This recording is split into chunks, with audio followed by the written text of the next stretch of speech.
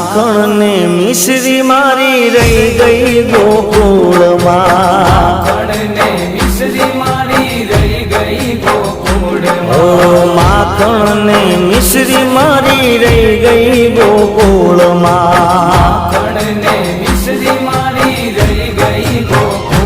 ઓ નંદલાલા ને માતા યશોદાજી સાંભળે નંદલાલા ને માતા યશોદાજી સાંભળે મમતાની મૂર્તિ મારી રહી ગઈ ગોકુળમાં